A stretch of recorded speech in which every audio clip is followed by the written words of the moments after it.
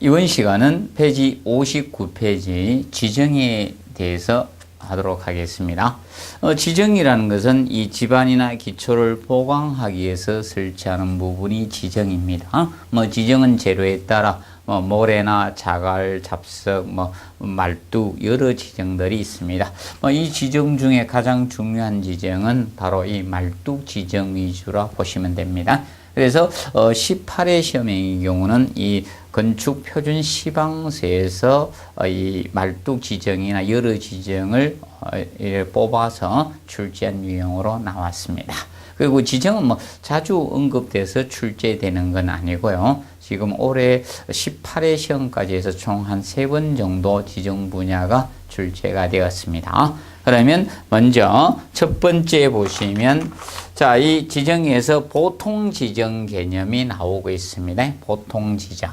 자, 보통 지정은 재료에 따라서 현재 그 지정 명칭이 부여되고 있습니다. 그러면 1번에 보시면 자, 모래 지정이 나오고 있죠. 자, 이 모래 지정은 모래 가지고 다짐을 해준 것이 모래를 사용했다 해서 모래 지정이라고 칭합니다. 그래서 모래 지정은 보통 일반적으로 이 물다짐을 해주면서 하는 것이 좋습니다. 간략히만 알아두시고요.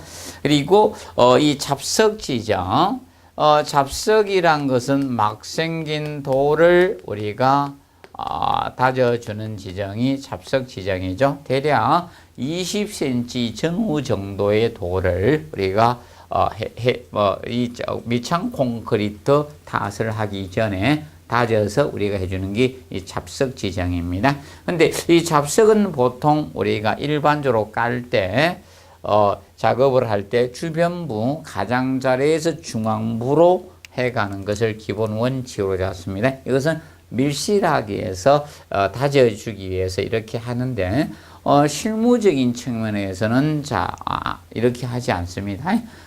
주변부에 중앙부로 다져면 중앙부에 잡석이 다져지지가 않기 때문에 보통 잡석을 끼워서 넣는 경우가 많기 때문에 현장에선 중앙부에서 주변부로 이렇게 나갑니다. 이때 잡석은 크기 때문에 돌을 20cm 전후의 정도의 돌이 되기 때문에 도면상은 이렇게 표현합니다. 이렇게. 그러면 지금 이제 이렇게 다져주고 이렇게 채워주는 거, 이게 이제 사춤 자갈을 표현하는, 어때? 사춤이라는 것은 이런 빈 공간이나 틈새 공극을 채우는 것을 보통 사춤이라고 하죠. 영어로는 보통 그라우트라고 칭하는데, 그래서 이 사춤 자갈량은 이 사춤을 하는, 채워주는 거죠. 이 사춤 자갈량은 일반적으로 잡석 부피의 대략 20에서 30% 정도를 한다 이 뜻입니다. 우리가 알아두시고요.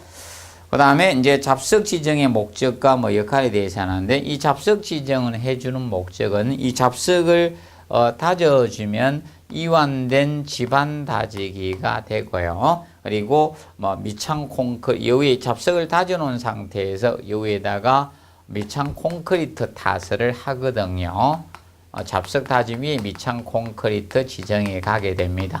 그래서 이때 이 미창 콘크리트 지락적인 측면도 될 수 있고요. 그 다음에 이제 돌을 다져놨기 때문에 공극이기 때문에 물이 흘러갈 수 있죠. 배수로 역할을 할 수 있다는 겁니다.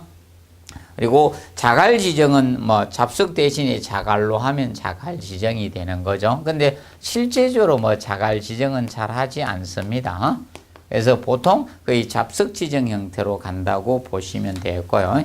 그 다음에 긴 주춧돌 지정, 얘는 목구조나 이런데 옛날에 이제 주춧돌을 사용했죠. 기둥 밑에 쓴 것이. 그것이 이제 그게 이제 긴 주춧돌 지정이고요. 그 다음에 미창 콘크리트 지정은 보통 이겁니다. 잡석 지정을 해놓고 그 위에 미창 콘크리트 타설을 해놓습니다. 그러면 미창 콘크리트 타설은 이 평탄하게 되겠죠. 그 상태에서 우리가 위에 철근 배건이나 거푸집 설치를 해야지 작업이 용이하면, 그리고 정확한 철근 배건을 하기 위해서 바닥에도 먹줄치기를 하거든요. 그러면 잡석 다짐 위에 먹줄치기, 이 먹매김이 어렵습니다. 그래서 미창 콘크리트 타설을 해놓고 나서 바로 거기다가 먹줄치기를 합니다. 그래서 먹매김의 바탕이 된다든지 뭐 이 잡석을 다져놓은 상태에서 이 유동 움직일 수가 있으니까 그다 콘크리트 탓에 좀 섬에 들어가서 굳은 상태가 되니까 잡석 다짐의 유동 방지적인 측면이라든지 그 다음에 이제 보통 지하실 외방수를 했을 때 이 방수 바탕이 미창 콘크리트가 그 역할을 해줄 수 있는 겁니다. 그런데 보통 이 미창 콘크리트는 일반적으로 별도로 이 설계 도세에서 그 강도를 정하지 않으면 보통 미창 콘크리트 이 설계 기준 강도는 보통 15메가파스칼 이상이 되어 주시면 된다. 요거는 압력 단위로 메가파스칼로 읽어 주시면 되죠. 15메가파스칼 이상이 우리가 되어 주시면 되겠습니다. 그리고 말뚝 지정에 대해서 보도록 하겠습니다. 말뚝 지정. 자, 이 말뚝 지정은 말뚝 기초가 되겠죠. 그래서 이 말뚝 지정은 자 먼저 역학상 힘의 전달상 분류했을 때 지지 말뚝과 마찰 말뚝으로 나누어지고 있습니다. 그러면 지지 말뚝이라는 것은 이것을 지지 말뚝이라고 합니다. 자, 이 말뚝이 끝이 경관 지반의 지지가 돼 경질 지반, 경관 지반의 지지가 되는 거죠. 자, 기초판이 있을 때 지금 현재 경질 지반이 여기 있다. 경관 지반인 경질 지반이 여기에 위치해 있습니다. 자, 그러면 말뚝의 끝부분 선단이 경관 이 지층의 지지가 돼야 돼요. 그래서 이런 형태의 말뚝이죠. 경관 지반의 지지가 돼야 돼요. 이것이 그래서 선단부의 경관 지지에서 기둥처럼 이렇게 하중을 전달해 줄 수 있는 이 말뚝이 지지 말뚝이고, 그래서 이제 지지 말뚝은 이 연약층의 깊이가 깊지 않을 때입니다. 그래서 말뚝의 끝이 지지가 될 수 있을 때 이럴 때 쓰는 것이 지지 말뚝이고요. 근데 마찰 말뚝의 개념, 이 마찰 말뚝이라는 것은 말뚝의 표면하고 흙의 마찰력을 이용해서 상부 하중을 지반으로 분산해 주는 것을 이것을 마찰 말뚝이라고 칭합니다. 그럼 기초판이 있는 상태에서 지금 현재 자 경지반이 경질 경관 지반이 저 깊게 이렇게 놓여져 있습니다. 그러면 말뚝의 끝이 자 우리가 이 경관 지반의 지지가 안 된다는 겁니다. 이랬을 때 이 말뚝의 표면하고 이 표면 주변하고 흙의 이 부분에 마찰력이 생길 것이다. 이 표면에. 그래서 이 마찰력 가지고 하중을 갖다가 지지해주는 이런 형태를 마찰 말뚝이라고 칭합니다. 그래서 이 마찰 말뚝은 연약층이 깊을 때 쓰죠. 그래서 이 연약 지반에 우리가 사용을 하는 겁니다. 연약 지반에. 그래서 연약층이 이렇게 깊어서 말뚝의 끝부분 선단이 경관 지반의 지지가 되지 않을 때 이 마찰 말뚝을 활용하게 됩니다. 기억하시고요. 그래서 연약 지반에 보통 좋습니다. 자, 그런데 일반적으로 하나의 말뚝은 이 마찰력에 한도가 있을 수밖에 없습니다. 그래서 마찰 말뚝의 경우는 이 길이 증가보다는 이 본수를 많게 수량을 증가하는 것이 마찰력 증가에 더 유리한적인 측면이라고 보시면 됩니다. 이렇게 접근하시고, 그 다음에 그 박스에 보시면 이 말뚝에 대해서 중요한 사항을 몇 가지 정리를 해놨습니다. 시험 지문에 나올 수 있는 건 역학상 지지 말뚝하고 마찰 말뚝으로 구분이 되고요. 그 다음에 2번에 말뚝 시험시 주의사항은 아까 시험 말뚝 받기 했을 때 그 주의사항입니다. 그래서 실제 사항을 말뚝과 같이 사용해 주시고 그 다음에 수직으로 박고요. 그리고 연속적으로 박으라는 겁니다. 그리고 말뚝은 최소 간격 이상으로 박는 게 유리합니다. 자, 그래서 이 말뚝은 너무 간격을 좁게 박은 것이 좋은 것이 아니다. 일정한 간격 이상을 유지하면서 박아주는 것이 유효합니다.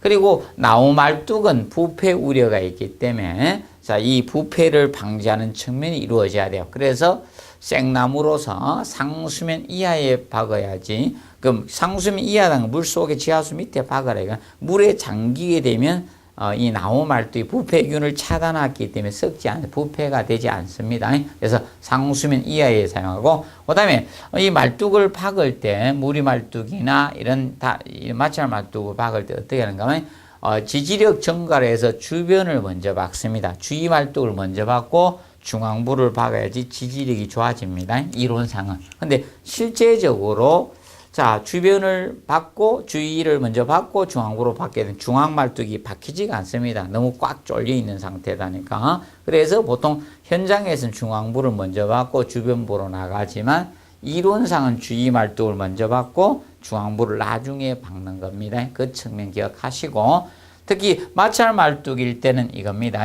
말뚝의 직경이 크게 되면 결과적으로 말뚝 부분의 표면적이 늘어날 거 아닙니까? 그래서 지름이 클수록 안전하고 지지력도 커진다라고 보시면 됩니다. 그리고 말뚝 기초를 산정할 때, 허용 지지력 산정을 할 때는 일반적으로 이렇게 봐준다는 겁니다. 자, 기본적으로 이겁니다. 여기 지지력 개념에는 사실상 이거죠. 이 말뚝에 이 지지력이 있을 거고, 말뚝의 지지력이 사실 있을 거고, 근데 기초판 이 저면에 적용되는 사실 집안의 지지력도 일정은 있을 거라는 겁니다. 이 집안의 지지력도 있지만 이 말뚝 기초를 설계할 때 허용 지지력은 이 집안의 기초판 저면에 적용되는 이 집안의 지지력 이거는 무시하고요. 바로 이 말뚝 지지력 이것만 가지고 설계하겠다는 겁니다. 의존하는 것을 한다. 그러면 결과적으로 의미하는 것은 그만큼 말뚝을 튼튼하게 설계해 주자 이 뜻입니다. 그래서 말뚝이 튼튼하면 실제 이거는 플러스 알파 보너스로 우리가 힘을 받아줄 수 있는 상태니까 그만큼 말뚝 지정을 할 때는 말뚝을 튼튼하게 설계해 주자는 개념하고 동일하다라고 보시면 되겠습니다. 그리고 이제 10번에 동일 건물은 절대 혼용하면 안 돼요. 한쪽은 지지 말뚝 쓰고 한쪽은 이런 마찰 말뚝을 쓰면 이질 지정 형태 말뚝 혼용하게 된 거야. 그러면 부동치마의 원인이 될 수 있는 겁니다. 그래서 말뚝은 절대 혼용을 금하고 있다는 점을 우리가 알아두시기 바랍니다. 그리고 62페이지 보시면 재료상 분류해 놨습니다. 나무 말뚝, 기성 콘크리트 말뚝. 기성 콘크리트란 것은 공장에서 만든 말뚝이죠. 공장. 그리고 일반적으로 예를 들어서 제자리 콘크리트 말뚝도 있고 강제 말뚝. 그러면 강제는 철제 말뚝이죠. 강제 말뚝이나 제자리 콘크리트 말뚝이라는 것은 현장에서 직접 집안에다가 구멍을 천공 뚫어서 철근 배근 넣고 콘크리트 타세 만드는 것이 제자리 또는 현장 콘크리트 말뚝이라고 칭합니다. 그러면 이때 재료상에서 봤을 때 이 나무 말뚝. 자, 이 나무 말뚝의 경우는 나무는 부패가 될 수밖에 없죠. 나무 말뚝은 부패 우려가 있기 때문에 얘는 이 부패 방지 측면을 꼭 기억을 하셔야 된다. 그래서 디귿에 상수면 이하에 박는다는 개념은 정확히 알아두시고요. 그리고 거기 보시면 2번에서 의미하는, 니은에서 의미하는 것, 나무 말뚝은 양당 중심점을 이은 직선은 말뚝 밖으로 나와서는 안 된다. 이 문장은 이겁니다. 니은 개념은, 자, 이건 말뚝이 있을 때, 자, 이렇게 말뚝에, 자, 마구리 부분이 있는데, 지금 현재 이렇게 말뚝이, 자, 이렇게 되었다. 가정합시다. 그러면, 여기에 중심하고 여기에 중심을 연결했을 때 연결을 쭉 합니다. 그럼 이런 경우는 이 벗어나지 않았죠. 그럼 어느 정도 힘을 전달해 줄 수 있다는 건데, 근데 말뚝이 많이 이렇게 휘었어요. 이런 형태의 말뚝이라 가정합시다. 이렇게 휘게 되면 이 중심하고 도심하고 도심 연결하면 이렇게 됐을 경우입니다. 그러면 이거는 벗어났죠. 이런 형태가 되어서는 안 된다. 이 정도는 가능하다. 약간 휘어도 이래야지 힘을 전달해 줄 수 있다는 겁니다. 이렇게 말뚝이 휘은 말뚝은 사용해서는 안 된다는 겁니다. 그 측면 알아두시고, 그다음에 리얼에 보시면 나우말뚝 그 중심 간격에 대해서 자 말뚝을 박았을 때 말뚝을 박게 되면 자 이 말뚝 간격은 일반적으로 중심 간격이다. 여기에서 여기까지 이 중심 간격이 말뚝 간격이죠. 이 중심에서 중심까지 거리 이것이 말뚝 간격이에요. 중심 간격은 말뚝 머리 직경에 그러면 말뚝 이 머리 직경에 이 경우에 2.5배 이상이라든지 또는 최소 60cm 이상 또는 60cm 이상 되어 주시면 된다. 둘 중에 그 개념에서 그래서 이 말뚝의 간격은 중심과 중심 간의 간격을 이야기하고 있습니다. 봐두시고 그 다음에 기성 콘크리트. 자, 기성 콘크리트는 뭐 현재 공장에서 미리 제작된 이 말뚝을 갖다가 현장에서 박는 것으로서 자, 우리가 일반적으로 이제 알아두실 때 이 기성 콘크리트 말뚝은 거기 보시면 자, 니은의 그 A 부분에 나옵니다. 주거는 최소 6개 이상 되어 주셔야 됩니다. 그리고 그때 단면적의 합은 말뚝 실단면적의 이제 0.8% 이상으로 우리가 철근을 넣어주라는 것이고요. 0.8% 이상.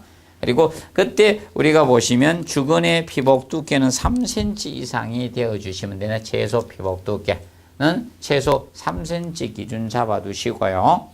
그 다음에 말뚝 길이를 너무 길게 할 수는 없습니다. 기성 콘크리트는 하나의 말뚝 길이를 무한정 크게 만들 수는 없으니까 기성 콘크리트 이 말뚝은 한계 길이는 보통 길이는 15m 이하로 제한을 보통 두고 있습니다.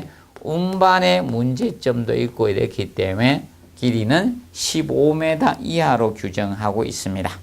그리고 기성 콘크리트 말뚝 중심 간격도 동일합니다. 이 둘 중에 하나로 하면 돼요. 자, 말뚝과 말뚝이 있을 때 말뚝은 항상 중심 간격을 뜻합니다. 이 중심 간격은 간격 개념은 말뚝 끝머리죠. 그래서 보통 직경에 끝마무리 직경에 지름에 2.5배 이상 하고요.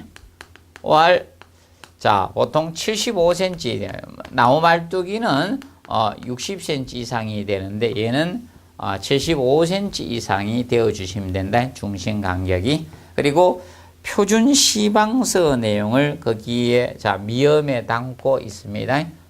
표준 시방서 부분. 자, 표준 시방서에서는 우리가 혹시 자 정리해 두실 것이 A에 보시면 A는 기본적으로 알아두시고 항상 기본이 되니까 그래서 말뚝은 설계도서에 별도로 정한 바가 없을 때는 사실 이음이 없는 것이 자 이음 없는 것이 기본입니다. 이음은 안 하는 것이 좋아요. 이음은 하지 않는 것을 기본으로 잡고 있습니다. 그리고 그 다음에 C 체크해 두시면 돼요. C. 자, C에서 보시면 일반적으로 제작 후에 일반 운반 금지 기간을 보통 두고 있습니다. 왜 그런가 하면 얘가 일정 설계 기준 강도를 확보하기 위해서는 일정 기간이 필요해요. 그래서 보통 콘크리트의 경우는 제령 28일인데 그래서 얘는 일반 공장에서 만들기 때문에 특수이기 때문에 그래서 보통 요거는 제작 14일 이내는 운반 금지 규정을 하고 있습니다. 운반을 금하는 것은 기본 14일입니다. 운반을 금하는 기간은 14일 이내는 운반을 금지하고 있습니다. 그런데 특수 양생한 건 예외 조건을 두고 있고 기본 운반 금지 기간은 일반적으로 만들 때는 14일을 기준 잡고 있습니다. 그리고 손상된 말뚝은 무조건 밖으로 빼야 돼요. 자, 뭐 보수해가 사용한다 이러면 안 됩니다. 그래서 손상된 말뚝의 경우는 이거는 예외 없어요. 손상된 말뚝 이것은 장애 반출해야 됩니다. 장애로 반출입니다. 장애 반출을 꼭 하셔야 되고 나중에 무엇으로 보강해서 사용한다 하면 틀립니다. 손상된 말뚝은 모든 말뚝은 반출해 주도록 해 주시면 되겠습니다. 자, 그 개념 알아두시고요. 자, 그리고 우리가 조금 정리하실 거는 저 부분에 대해서 알아두시고, J 부분. 자, J에서 인면상의 말뚝 상단은 평면적으로 100mm 내 10cm 내외의 편차가입니다. 그러니까 인면은 측면이죠. 자, 그럼 말뚝은 보통 어떻게 되는가 하면 이렇게 돼요. 자, 말뚝을 때려 박았잖아요. 그러면 말뚝이, 자, 우리가 소욕을 받게 되는데 말뚝이 땅이 정직해서 어디까지 일정하게 말뚝을 다 박는 게 아니에요. 나오게 된 말뚝 길이가 지 멋대로 크고 작고 나오고, 어떤 말뚝은 이만큼 나왔고요, 어떤 말뚝은 이만큼 나왔고, 막 천차만별입니다. 그렇기 때문에 우리가 기초면에서 일정 부분까지 이걸 다 두드릴게요. 남는 것은. 이게 두드릴 깨는데, 깨다 보니까 인면상 이렇게 깨질 수도 있을 겁니까? 약간 비스듬하게 경사지게 깨질 수도 있다는 겁니다. 그 편차를 이야기하는 거다. 그래서 말뚝 상단은 평면적으로 이렇게 인면상 이렇게 봤을 때, 인면상으로 말뚝 상단은 평면적으로 봤을 때 편차는 100mm니까 10cm 아닙니까? 10cm 이내의 오차를, 편차를 두고 있다 이겁니다. 기억을 해 두시고. 그래서 옛날에 체험 삶의 현장인가 거기에서도 이 말뚝 깨는 작업이 나왔었습니다. 그때 이 말뚝 깨는 작업이 굉장히 힘듭니다. 오한마 같은 걸로 막 때리고 막 들고 둥둥둥둥 해야 되고, 그래서 이거 굉장히 힘든 작업입니다. 저는 추천 안 하는 노가다인데, 그래서 이거 하면 사람 몸이 두들 떨립니다. 뼈마디가 욱수욱수하죠. 그래서 이거 그때 나hen일식 한번 나왔던 것 같은데, 그래서 그래서 편차는 100mm 10cm 내외가 된다. 간략히 알아두시고, 그 다음에 자 3번에 이제 강제 말뚝 나오는데, 철제 말뚝이죠. 강제는 3에 이제 강제 말뚝. 자, 이 강제 말뚝은 우리가 알아두실 것이 강제 말뚝, 철제 말뚝이죠. 그래서 강제는 보통 철이니까 어떻게 부식이 될 수밖에 없죠. 그래서 이제 부식에 대한 검토를 꼭 해야 됩니다. 이 강제는, 이거는 기본적으로 부식 검토 안 하면 안 되죠. 부식에 대한 검토를 해야 되거든요. 부식에 대한 검토가 꼭 이루어져야 돼요. 부식될 것인가 안 될 것인가. 그래서 여기에 대한 검토는 하고, 거기 유효한 강구 대책을 꼭 세워줘야 돼요. 검토해서 녹슬지 않도록 강구 대책을 수립해 줘야 되는데, 그럼 보통 이 강제 말뚝에서는 그 앞전에 이제 표준 시방서 부분을 언급해서 우리가 정답으로 처리를 했었는데, 그래서 그 표준 시방서 보도록 합니다. 그래서 강제 말뚝의 이음에도 가장 기본 원칙 A 나오죠. 설계도서에 정한 바가 없으면 기본 이음 없는 것이 원칙입니다. 보통 말뚝은 원칙은 하나로 하는 게 좋습니다. 그래서 이음을 안 하는 게 원칙입니다. 부득이 하게 되면, 그래서 B에 현장 이음의 용접, 자, 이 말뚝은 현장 이음은 용접으로 하라 이거예요. 그래서 그거 B 부분이 답이 되었었습니다. 그래서 그래서 이 강제 말뚝의 현장 이음은 용접으로 처리하라 이겁니다. 용접으로 해. 그렇죠? 용접이 사실 일체성 확보에 가장 유리하잖아요. 그래서 용접으로 처리해 주라 이겁니다. 그래서 이 부분이 시험에 나왔었습니다. 정리해 두시고, 그 다음에 64페이지 보면 현장 용접 위험에 대해서 언급을 하고 있습니다. 기본 상식이죠. 현장에 눈비 오는데 작업할 수는 없겠죠. 강한 바람, 강풍시 이럴 때는 작업을 우리가 하지 않는 것이 기본이죠. 작업 중지를 우리가 해 주셔야 됩니다. 그리고 기본적으로 영도 시야에서는 안 하는 것을 기본 원칙으로 잡고 있습니다. 작업을 중지합니다. 기본 영도 시야는 거의 대부분 공사가 하지 않는 것을 기본 원칙으로 잡고 있습니다. 그런데 추운 나라도 있기 때문에 예외 규정은 항상 두고 있습니다.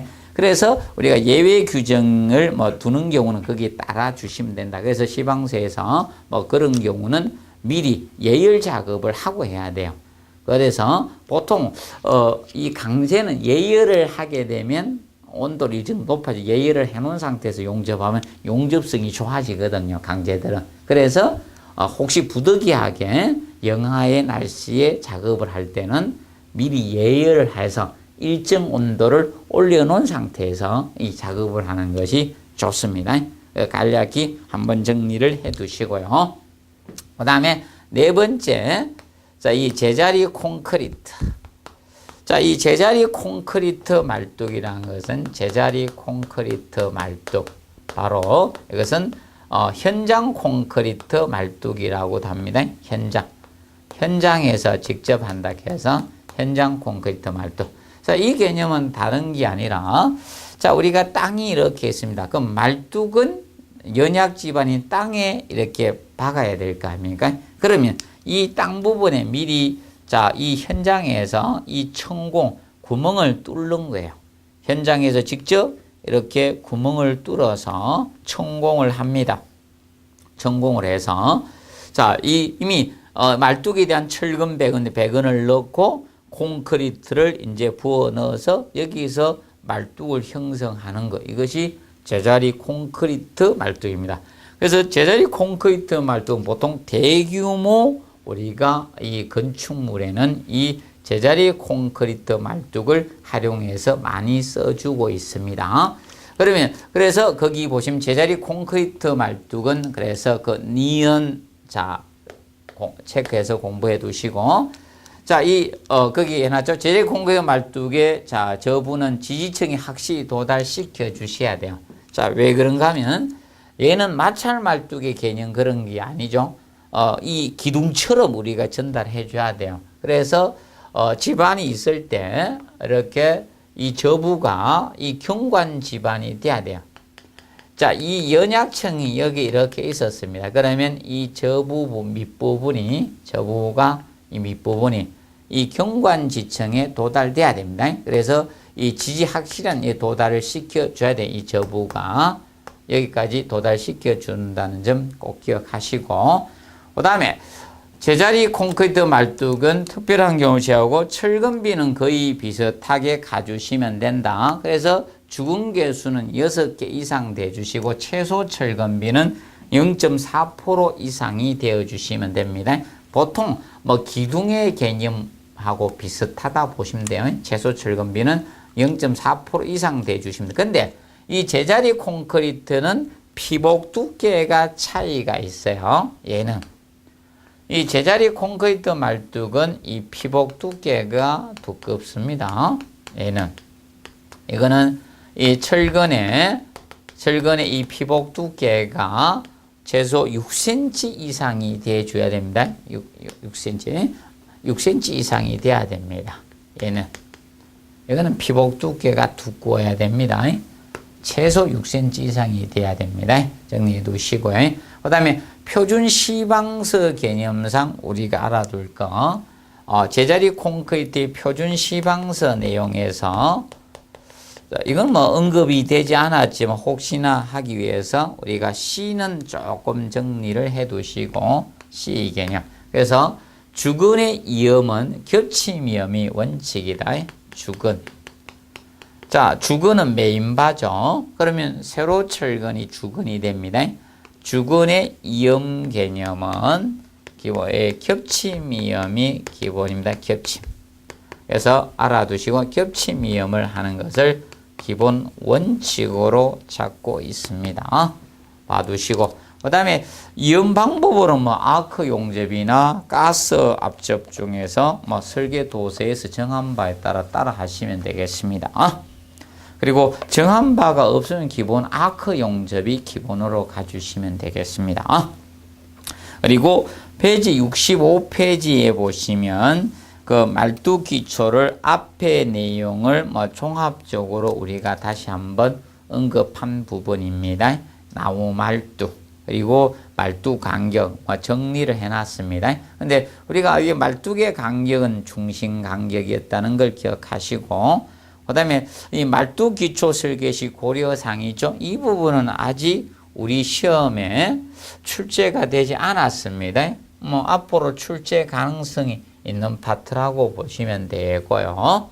그래서 말뚝 기초의 고려사항적인 측면에서 봤을 때 먼저 말뚝 기초의 허용 지지력 개념은 항상 기억하십시오.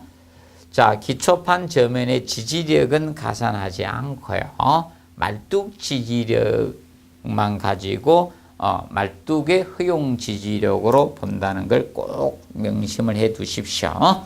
그리고 말뚝 기초에서 하중 편심에 대한 검토를 해야 돼요.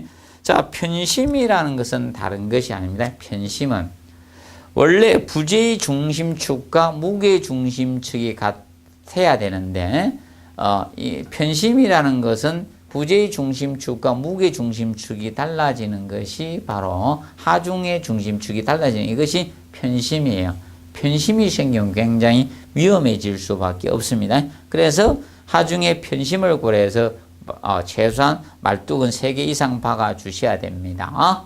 그리고 4번에 동일 건물은 절대로 말뚝 혼용해서는 안 된다는 점을 꼭 알아두시기 바랍니다.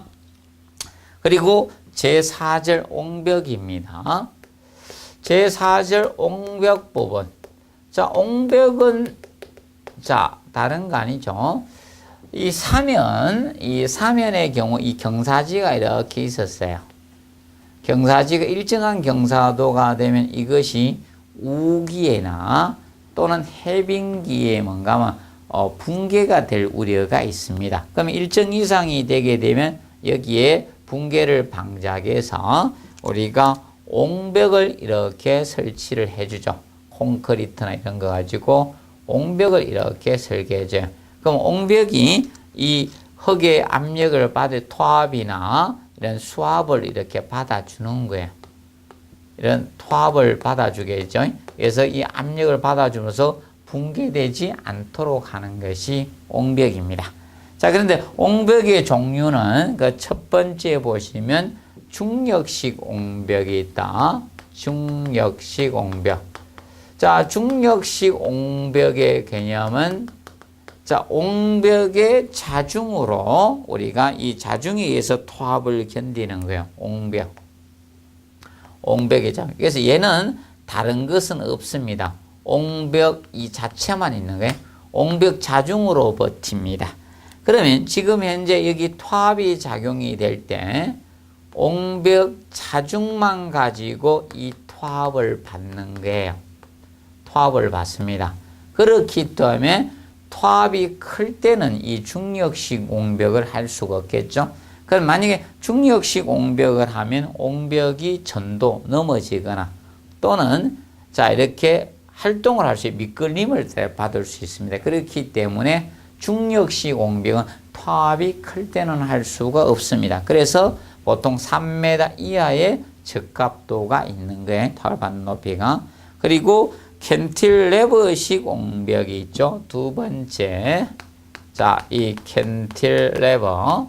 그래서 캔틸레버라는 것은 원래 캔틸레버가 1변 고정이죠. 한 변만 고정이 되는 거예요.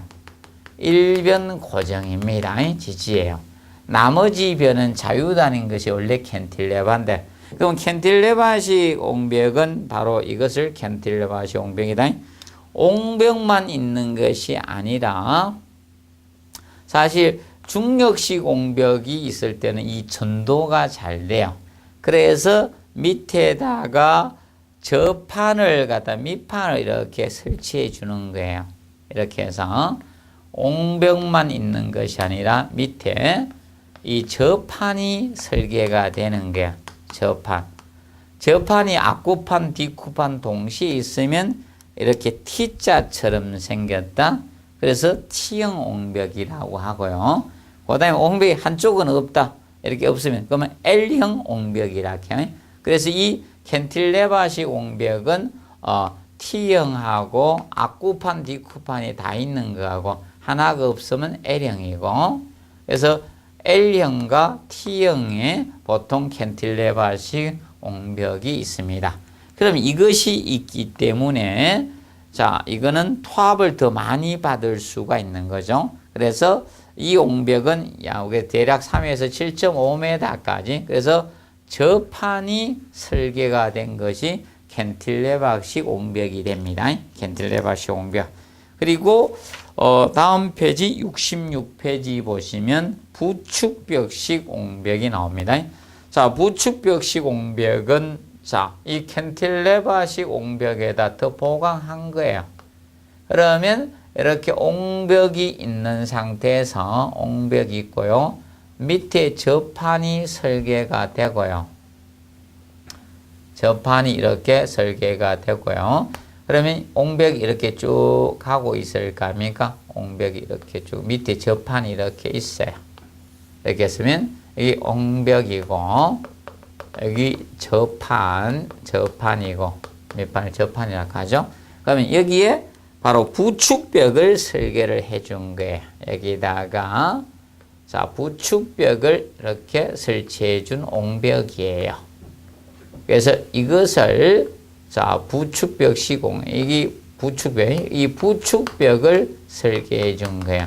그러면 가장 토합을 많이 받을 수 있는 것이 바로 이 부축벽식 옹벽 개념이 된다. 부벽식 옹벽. 그래서 이거는 저판하고 옹벽하고 부축벽이 이렇게 있는 겁니다. 근데 저판이 있을 때 보통 이게 여기에다가 무엇을 설계를 하는가 하면 보통 저것을 활동 방지벽, 전단키, 시어키를 설치하는데 그래서 여기에다가 벽을 이렇게 설계를 할 수가 있어요. 밑에다가 설계합니다. 그래서 이 벽을 보통 활동 방지벽이라 해요. 활동에 대한 이것이 이 집안하고 이제 옹벽 토합에 의해서 얘가 움직일 수 있죠. 그것을 방지하기 위해서 활동을 방지하기 위해서 활동 방지벽, 보통 전단키라고 칭합니다. 전단키. 활동 방지벽 개념을 설계하고 있다 보시면 되겠습니다. 그래서 옹벽과 관련돼서 바로 이 저판, 앞구판, 뒷구판이 있을 수 있고 옹벽, 부축벽, 활동 방지벽이 있습니다. 그리고 거기 보시면 2변에 옹벽의 안정적인 측면. 옹벽의 안정에서는 옹벽은 쉽게 토합에서 넘어지는 전도가 있을 수 있고 그 다음에 토합에서 미끌리는 활동이 있을 수 있고 옹벽이 침하가 될 수 있다. 거기에 대한 안전율을 확보하면 된다. 근데 안전율을 가장 많이 확보해 줘야 될 것은 전도에 대한 안전율이다. 왜냐하면 전도가 됐을 때 가장 위험할 수가 있습니다. 전도가 넘어지면 위험합니다. 그래서 전도에 대한 안전율은 2배 이상으로 두고요. 활동이 1.5배고 침하의 안전율을 1배 이상으로 잡고 있다는 점 기억을 해 두시면 되겠습니다. 그리고 옹벽 시방서적인 측면에서 봤을 때는요. 옹벽을 그래서 매립 배수층에 사용한 자갈이나 장골대는 그러면 이제 이 배수층 보통 옹벽에는 여러분들이 보시면 옹벽점에 보면 여기에 구멍이 이렇게 나와 있어요. 그러면 사실 이 물이 빠지거든요. 예, 옹벽에 구멍이 있는 물 빠집니다. 뒤에 자갈이나 이런 장골재를 채워 넣게 되는데 일이 나와야 되겠죠. 그냥 뚫어 놓으면 흙들이 그냥 바로 나오니까 이 장골 자갈이나 이런 장골 뭐 이런 걸 채워 넣어놨습니다. 그래서 흙이 잘 안 나오겠죠. 그래서 자갈의 장골재는 투수성이 있어야 돼요. 물 빠짐성이 좋아야 돼요. 예, 투수성이 있는 것을 사용한다는 점 알아두시고 그래서 우리가 이거 시험에 이제 출제가 된 것은 사실 이겁니다. 4번 개념만 도출해서 냈습니다. 시방서에서 출제를 했지만 나머지가 혹시 나올 걸 대해서 1번하고 2번하고 4번은 나왔지만 또 한 번 더 봐두시기 바랍니다. 그래서 1번에 매립 배수층에 이런 자갈이나 이런 장골재는 투수성이 있는 것을 없는 것을 쓰면 안 되고 있는 걸 써주고 그다음 배수층 하부에 물바지판 설치할 때는 옹벽의 장방향이라는 걸 꼭 기억하지. 그래서 이 장방향으로 우리가 한다. 단방향 아닌 장방향 쪽에다가 설치한다는 걸 꼭 체크해서 공부 학습을 해 두시고요. 그러면 길이 방향이란 거죠. 장방향. 그 점 기억을 해 두시고. 그리고 옹벽의 장방에 설정 신축 이음새는 설치해야 되겠죠. 그러면 옹벽의 길이가 어느 정도 길게 되면 신축 이음새를 설치해야 됩니다. 안 그러면 옹벽이 굉장히 길게 되면 균열이 갈 수밖에 없잖아요. 그래서 장방향에 이제 신축이음을 둡니다. 단방향 쪽은 신축이음 안 둡니다. 보시고, 그 다음에 철근권 옹벽에서 우리가 이 수평 방향으로 이어보면 안 돼요. 그럼 옹벽이 있을 때, 자, 왜 수평 방향으로 이어보서는 안 된다는 거 하면 이것 때문입니다. 옹벽이 있잖아요. 토합을 받잖아요. 토합을 받으면 얘는 버티려고 하고 얘는 이렇게 미니까 전단력이 작용되거든요. 전단력. 잘하려고 하는 힘이 작용되는데, 그래서 자, 우리가 수평 방향하고 콘크리트 이어치기를 안 합니다. 왜인가 하면 보통 콘크리트 이어붙기 위치가 무엇인가 하면 전단력이 최소인 지점에서 해야 됩니다. 그러면 전단력이 최소인 지점은 어딘가 하면요, 이게 작용되니까 이 두 개의 힘이 멀어져야지 전단력이 최소가 되는 거예요. 이 끝부분이에요. 제일 위에가. 닫히는데 뭘 이어붙습니까? 그래서 수평으로 콘크리트 이어붙기 안 합니다. 자, 이 옹벽은 토합이 작용되는 게 옹벽에 이렇게 밀다 보니까 전단력이 작용되기 때문에, 그래서 일반적으로 수평 방향으로 이어붙지 않고 수직 방향으로 이어붙게 됩니다. 그래서 수평 방향 이어붙기 안 한다는 점을 여러분들이 정리를 해 두시기 바랍니다. 그 점 명심하시고, 그 다음에 5번에 간단히 한번 읽어 두도록 해 두십시오. 그래서 이번 과정에서 이 두 부분 지정하고 옹벽 부분을 다뤘습니다. 그래서 이거는 해마다 출제가 되는 파트는 아닙니다. 그래서 지금 3번씩 정도 각각 지금까지 출제가 되었습니다. 그래서 지정 분야하고 옹벽 부분은 그래서 매해마다 출제되는 유형은 아닙니다. 18회 동안 3번씩 이렇게 나왔던 유형입니다. 그래서 마무리 하시고요.